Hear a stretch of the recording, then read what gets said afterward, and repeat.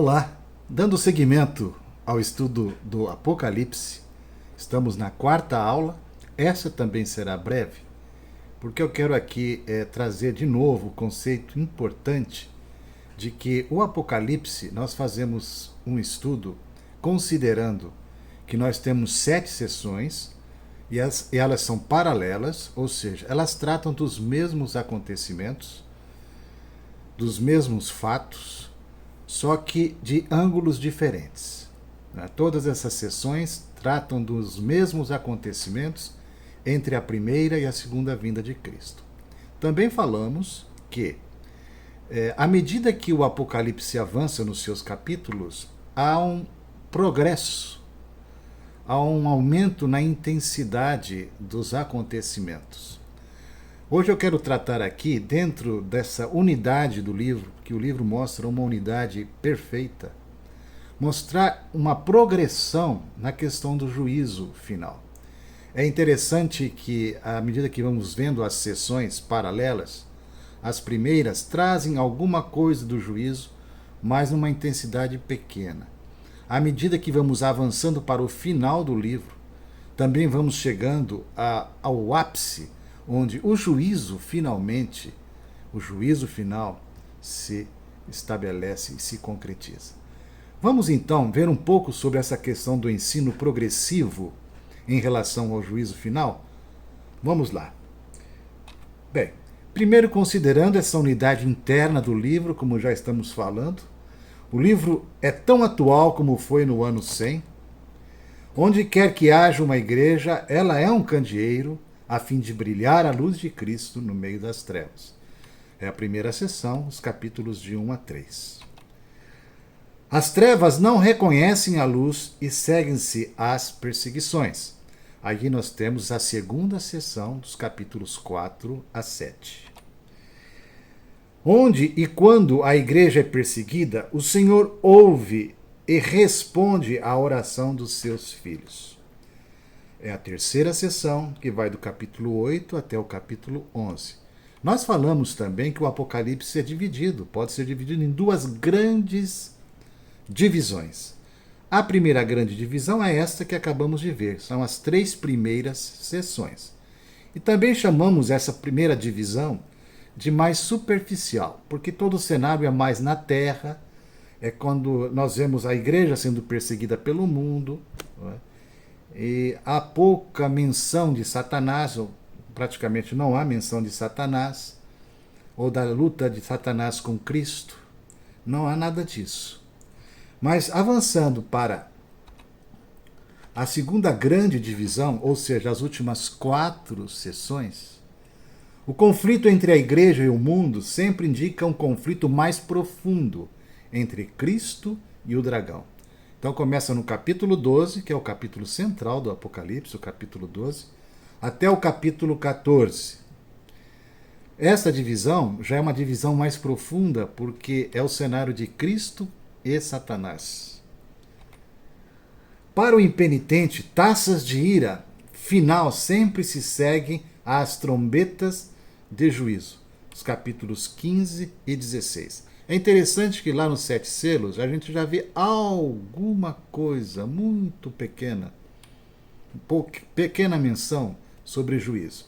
À medida que vamos avançando, já nas trombetas, começa a ficar mais claro essa questão do juízo de Deus. E quando chega nas taças da ira, aí então fica bem evidente essa questão da volta iminente do Senhor e do juízo. Tá? Satanás e seus auxiliares sempre, por enquanto, parecerão vitoriosos, mas serão derrotados. Então, esses são os capítulos de 17 a 19. E essa é a sexta sessão. Não é? E na sétima sessão, Satanás é finalmente derrotado, seguido do juízo final e novo céu e nova terra. Muito bem. Percebam que há uma progressão. Vejam vocês essa frase de William Hendricks. Ainda que todas as 7 sessões do Apocalipse corram paralelas e cubram o período entre a primeira e a segunda vinda de Cristo, Ainda assim, há um grau de progresso. Quanto mais nos aproximamos do fim do livro, mais a nossa atenção é dirigida para o juízo final e para o que está além dele. As 7 sessões são arranjadas de forma crescente e climática. O livro revela um progresso gradual na ênfase escatológica. Na primeira sessão, que são os capítulos de 1 a 3, dos candeeiros de ouro, só há um simples anúncio da volta de Cristo para o juízo. Isso você pode ver lá no capítulo 1, no versículo 7. Vamos dar uma olhadinha? Capítulo 1, o versículo 7 diz assim: Eis que vem com as nuvens, e todo olho o verá, até quantos o traspassaram, e todas as tribos da terra se lamentarão sobre ele, certamente. Amém.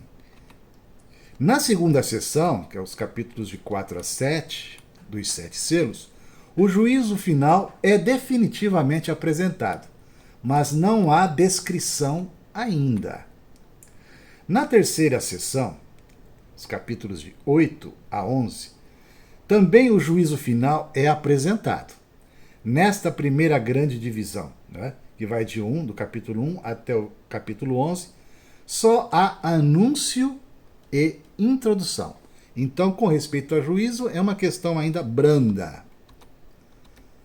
Na segunda divisão do livro, que é a partir do capítulo 12 até o 22, já na primeira sessão, os capítulos 12 a 14, há uma descrição real do juízo final. Vamos dar uma olhada, capítulo 14, o versículo 14 diz assim: Olhei, e eis uma nuvem branca, e sentado sobre a nuvem um semelhante a filho do homem, tendo na cabeça uma coroa de ouro, e na mão uma foice afiada. Então, uma declaração clara do juízo final. Na sessão seguinte, os capítulos 15 e 16, ou seja, na quinta sessão, o derramamento da ira é uma descrição do juízo final. As 7 taças da ira, ali já é uma descrição do juízo final.